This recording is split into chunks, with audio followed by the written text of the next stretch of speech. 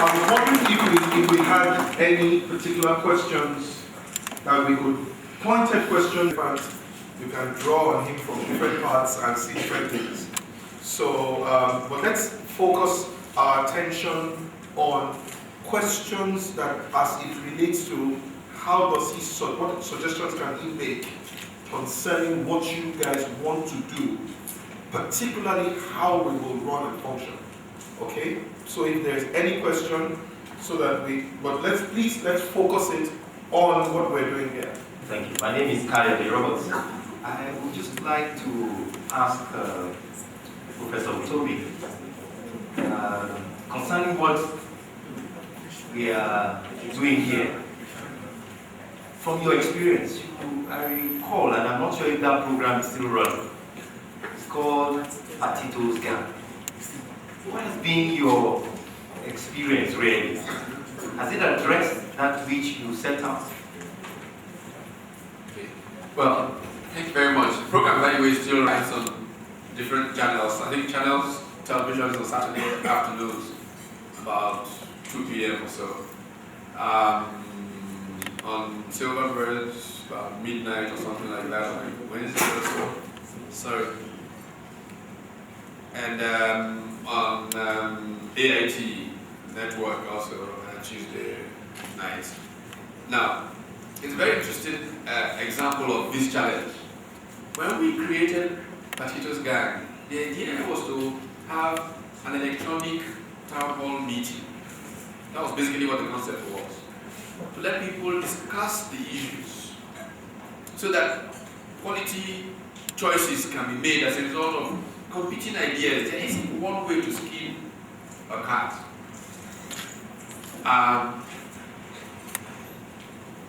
But you know, in our environment, one of the biggest challenges that we have had is that we middle class people have played the ostrich. We want to stay in our comfort zones. We don't want to ruffle any feathers. And so things just get worse by the moment. I'll tell you a very specific story about the early days of Patito's Gang. By the way, I have a book that I have written about several of those experiences, including the Patito's Gang experience. The book is going to become available on the 5th of February, just next week. It's titled The Business Angel as a Missionary. It's really a look at the many businesses that I have helped start, the motivation and all of that. But I tell the story of how Patito's Gang, or Vivante Media, which is the producer of Patito's Gang, was started. And two stories that are important in this regard. Chris Okolie, who was remember Chris Okolie as publisher of New Breed magazine. New Breed magazine back in the 70s was probably the best magazine published in Nigeria, for whatever it's worth. But Chris Okolie was a peculiar man, very difficult person, but amazing entrepreneurial energy. I had the privilege of doing my NYSC at New Breed magazine in a very interesting time. And I was fascinated by this fellow who had hardly any formal education. Later on, went to school, of course, after talking about the conversation I was having with Fela this morning. Chris Okolie started New Breed magazine, and it was already perhaps the best news feature magazine published in Nigeria at the time he went back to school. First went to business school in Switzerland, and then went to law school in England.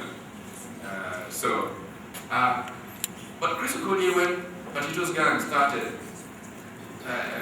ran into me and said, "That's a great show, but it won't last more than 1 quarter." He said, because in Nigeria, that kind of program will never get commercial support because the Nigerian private sector is scared of truth. I said, oh, he said, well, it won't last more than 1 quarter. It was a great show. I'm glad you did it. You know, keep everything for history, but 1 quarter it will be on the air. Well, it's 10 years this year since that show went on.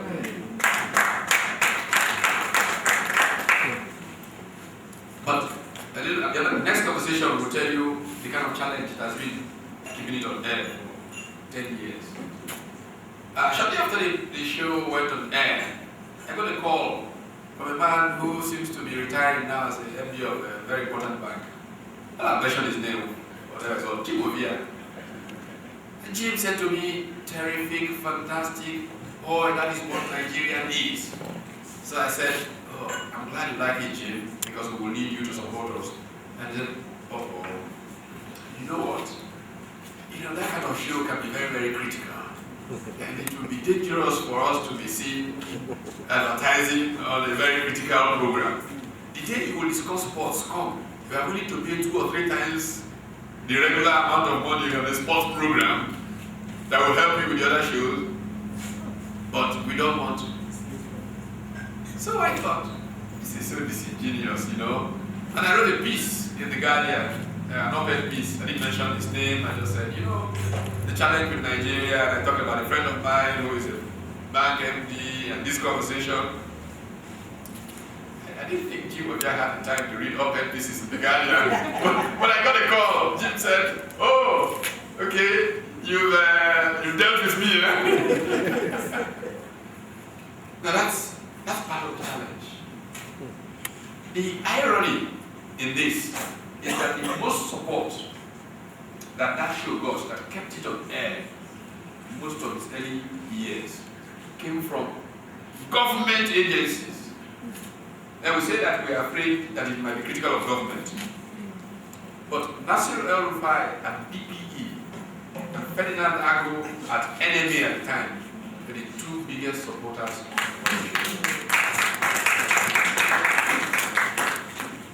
So it is in our head, this fear of the square matters that we need to discuss, that governments will take offense.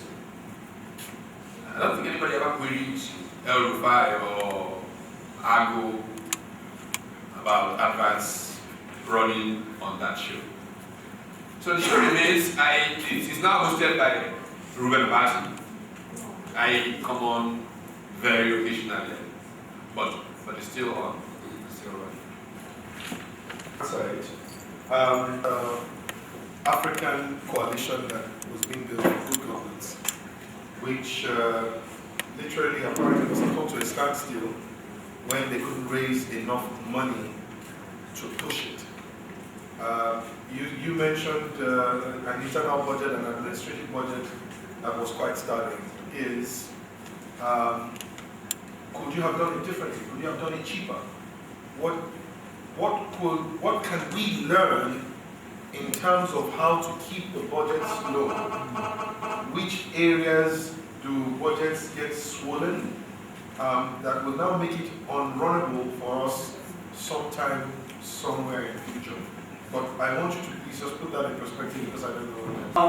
I always love a forum like this, but let me just quickly say that I admire your passion to build a better Nigeria. And I think I'm one of the lesser percentage of people who believe that Nigeria will rise again. Yes. But the problem is, we've discussed this severally in little groups like this, that, well, we have to be part of this. We cannot sit at the back of the fence and want to be part of what is happening inside the fence. And my question is, after today, people will go back to their houses and sit as if nothing is happening. How can we engender greater participation of young professionals, entrepreneurs, so that we can continue this fight and make sure that Nigeria will definitely rise again? Because I think it's very important, and we are the future of the country. Our children are growing up, and I believe we can still get the change before it becomes too late. So, I want to comment your talk. I want to ask this question from an agricultural perspective. Now, if we to tackle the problem of Nigeria agriculturally and to restore the pride of Nigeria globally, like I felt goose pimples on my skin when you talked of green apart. It really made me feel we had what we have, but we didn't recognize it. Now people came to steal from us. Now, how do you think we can tackle the problem of agricultural development from the grassroots? Thank you, sir. I am convinced that if we are going to build a sustained path to progress. There are two sectors that we must deal with great passion: agriculture and manufacturing, because that's where we'll employ the most number of people. It's a shame looking at our agriculture because of the successes that we once enjoyed in agriculture that are lost. When I talk about growing apart, comparing of course Indonesia and Nigeria, Indonesia, when Nigeria was leading cocoa exporter in the world, Indonesia has not seen a cocoa tree, not one. Today, Indonesia is a major exporter of cocoa, and Nigeria is almost being delisted from the cocoa producing countries, literally, because how much cocoa do we produce these days? That must be an amazing thing. And when you then just go across the Straits of Malacca into Malaysia, you all have heard the legendary stories of how Malaysia came to take palm seedlings from NIFOR in 1960. I can tell you, and this is not a folk tale now, I was part of a delegation of Nigerian ministers and permanent secretaries sponsored by UNIDO. The Director General of UNIDO, President Director General, said, look, we know you are the Nigerian who understands Malaysia the most, whatever that means, come with them. So I went with them on that trip to Malaysia, and we went to the Palm Oil Board, and they were making a presentation. At the time, Mr. Jamodu, Kola Jamodu was Minister of Industry, so he was sitting to my right. The current Deputy Governor in Plateau, Mrs. Talent, Colin Talent, was Minister of State in Science and Technology, which was sitting to my right. And they began their presentation, how they got palm seedlings from West Africa, and the level of current exports from Malaysia. Now, until oil prices really went north after India and China took off in the last 8 to 10 years, what Malaysia was making from the palm oil value chain was nearly equivalent to what Nigeria was making from crude oil exports. They have so many products that come out of palm oil. We went to a place called Magitech, agricultural and technology agency, where every part of the palm tree has something that comes from it. Even when you cut down the trees, you know how they use the palm fronds themselves, the trunk of the tree for all kinds of things.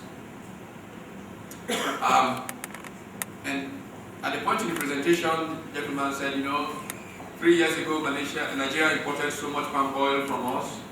Last year, you improved to this. We hope you will increase it by next year. And I said to Mrs. Talent, you see, insult upon injury. Now, I think that part of the key is to make young professionals not look down on agriculture. To see it as an area of enterprise where they can actually make a pretty decent fortune. Have you seen American farmers, real American farmers? They are very rich men. When we had the South Economic Summit last year, we brought a group of them, including one who's mayor. He came in his own private jet, farmer. So we need to encourage young people and then create a living environment. I recognize that big challenge that we have in our country is that the business we're talking about creating a living environment, and civil servants see their business as stopping those useless, thieving private sector people. This is why a couple of years ago I spent a little time at MITI, Japan's mythical Ministry of International Trade and Industry, just to understand the mindset. In MITI, you can't tell the difference between the public sector and the private sector. These guys believe that they exist to open opportunities for Japanese businesses anywhere in the world. Our public service does not have that culture. If anything, it is what can we get out of these people. So in the end, this is a environment thing. We talk and talk and talk about it, and nothing really does happen. This last summer, I spent part of this last summer in Mauritius. That's an Indian Ocean island country, it's part of Africa, that has managed to do this remarkably well. At the weekly meetings of the public sector, private and chamber of commerce and government, that is where, what have you done today that we key into, how do we take it there? That's how it runs. In Nigeria, we have been unable to create those institutional arrangements that allow the private and public sector to determine where you are, what input support you need, how we've come along with it, what have you earned, what will happen next. We need to have those kind of institutional arrangements. If we could do that with agriculture and revive an interest in agriculture of an entrepreneurial class of people, it will do us a world of good. It will put millions of people to work in agriculture. And it's hurting us as a country because we are sub-optimizing. We're not taking advantage. One of the big pains of the Indonesian experience is that as oil became a major factor in Indonesia, agriculture increased in importance. In our own case, oil killed agriculture. So we have to rethink that whole strategy. So agriculture is very important. Coming to the question before that, a passion for Nigeria, president. The fear of allowing a person's deputy to just do work and he's supposed to just, when I'm leaving my office for 1 hour, I assume that my deputy is in charge. I don't even think about it. But for us to get into a national crisis because somebody is not on seat that his deputy is not saying, I'm taking your job, I'm doing it till you come. Something I can't figure out. That has defined the Nigerian situation. And we all miss something that is so frightening. We miss the fact that the West has a vested interest in breaking Nigeria up. And we are setting ourselves up for that to happen. Yes. All that has to happen is for something to happen to Jonathan. And a few boys in Niger Delta throw a few bombs here and there and go to the United Nations and say self-determination. That's the mantra of the moment. The next day the Americans will recognize Calabari Republic.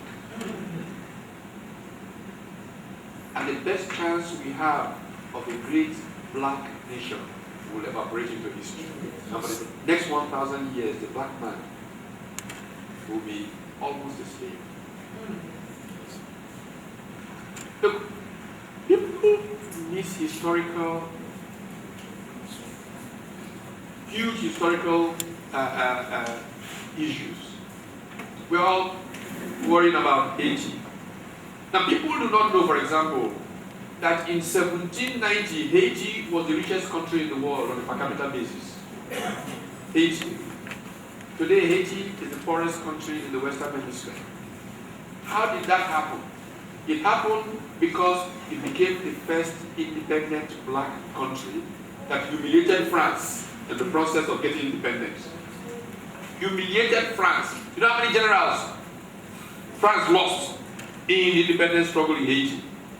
France was so humiliated that until very recently, France was still extracting reparation from Haiti, bringing the Haiti economy to its knees, because the West conspired after they defeated France to bring down Haiti, and there was a naval blockade of Haiti.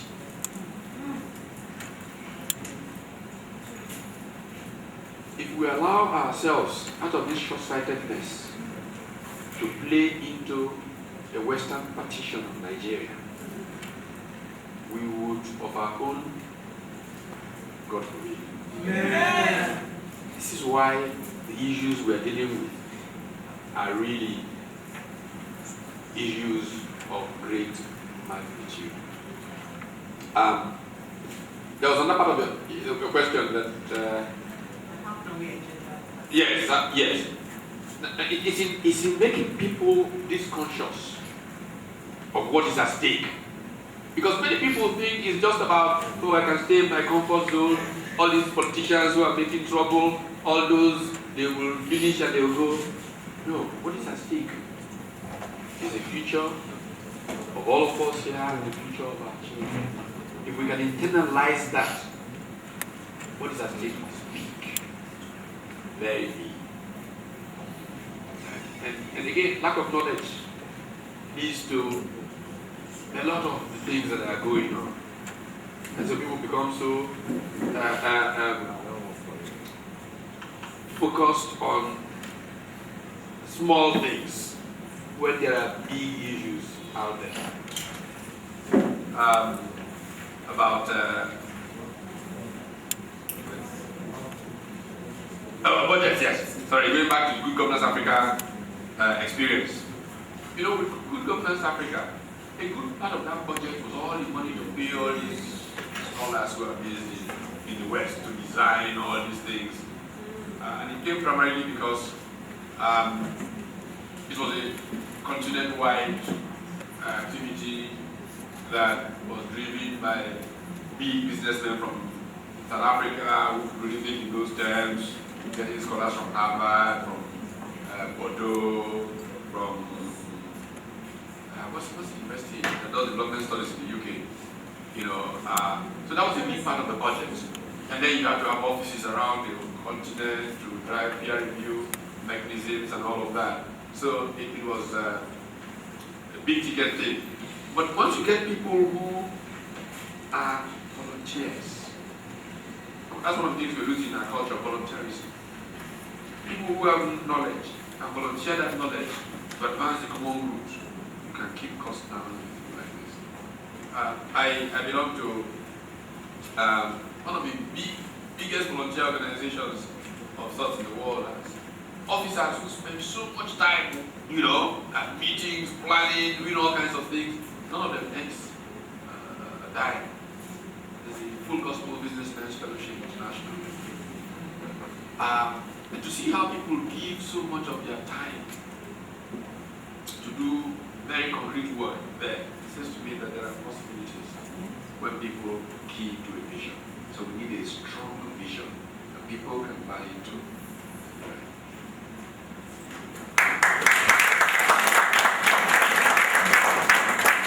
Well, as to Prof, as well as everybody else, then I'm going to hand over back to our convener to close the meeting. Okay? So this is the special to extend our gratitude and thanks to Mr. Patti Tomi for speaking to us. Sorry. It doesn't matter.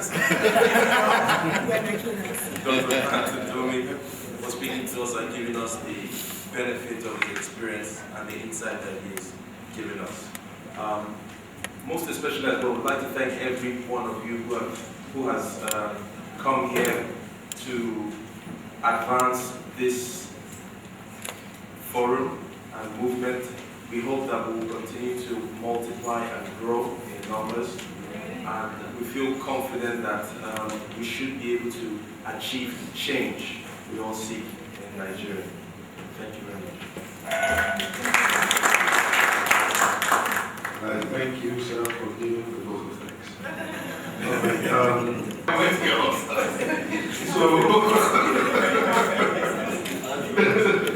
But really, I think that there's a chance that future will one day adjudge today as one of those life-saving moments for Nigeria as a nation.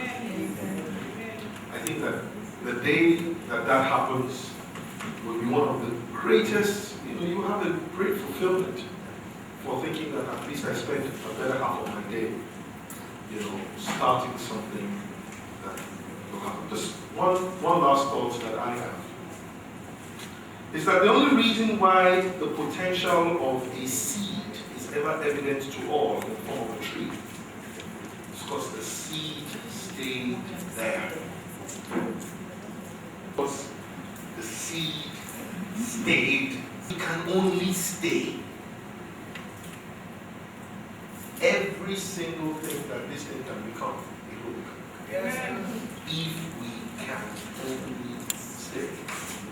I heard Professor Otomi once speak about a particular skill that I hadn't seen in books yet at that time.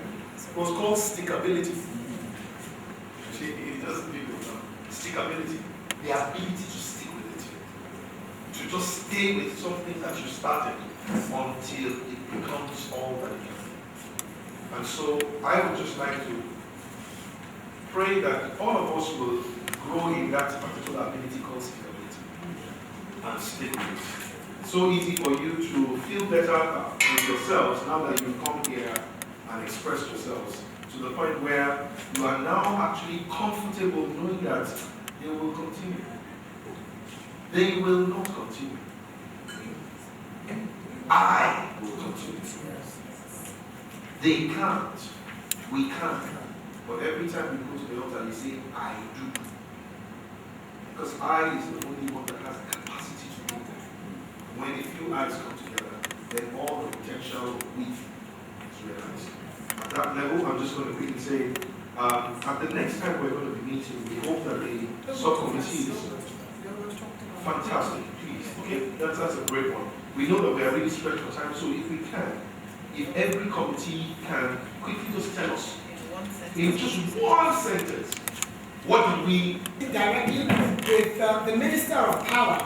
Basically because all your committees are completely irrelevant if there's no power in this country. If we do anything we like, we're not going anywhere without electricity. And we need power, but we realize that the minister is accountable to the president and the president is absent.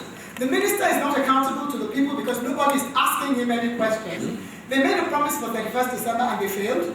But we didn't complain. We are sitting here. And unless we actually have a direct link with this minister who is young, who is smart, who is not technical but he's able, unless we hold him to ransom and make sure that we're pushing and we're pushing and we're pushing, that what's going on, what went wrong, give us another date. You didn't make 31st December, are you going to make 31st March? So basically that's what we're doing. We are a pressure control with power. Very much. I was just going to remind us all that I hope that you know that they missed the first date, but we don't have another date. Just Thank you, health sector. We want to know how we can assist the health sector and make things better, that we don't have to go abroad for medical treatment. We first have to know what the problems are and then how we can assist. Fortunately, my brother is a consultant, part of the Medical Association of Nigeria. And on my committee is somebody who is in health ministry and healing ministry, somebody who has gone through medical challenges and a medical doctor. So we are right on spot. So we start from identifying problems and then solutions. all right. Thank you very much. For the oil and gas and mining industry, we're going to try and meet with the Director of Department of Petroleum Resources to actually find out how we can prevent the reoccurrence of fuel scarcity and actually make sure that there's sufficient fuel in Nigeria. We're also going to see how the licenses that have been issued out for refineries are actually activated, so people actually build refineries.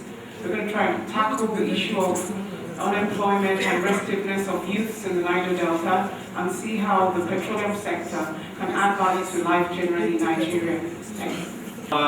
Committee, we just assured ourselves that we have what it takes to restore the pride of Nigeria globally in agriculture. And we want to see how we can tackle the problem and nip it in the bud from the grassroots. We can demystify the potentials or the hidden potentials in agriculture. We want to bring them back. What is agribusiness? How can people embrace agricultural business without feeling it's not realizable? We want to see how we can really push in to the grassroots and see how we can bring it out. In that way, it can now spread towards the urban areas.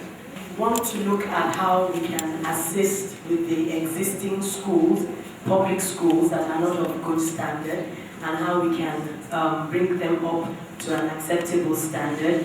And also we want to look at young street children and how we can get them off the street and educate them. Two subcommittees that we collapsed for now. One is advocacy, and the second one is electoral reform.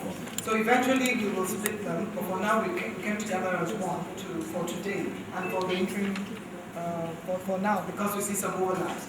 One of the things that we decided is that we think we need to do is create awareness of COPAC, find a way to create awareness of this forum and what it's about, what exactly it is. The second thing we said was we need to focus on result-oriented programs. I think everybody was very concerned about coming together and talking, but that we need to be able to do something, short term, medium term, and long term. And one of the ideas that came up was immediately we'll start working on Governor Fashola as an example. Why don't we arrange a town hall with Fashola on the platform of COPA?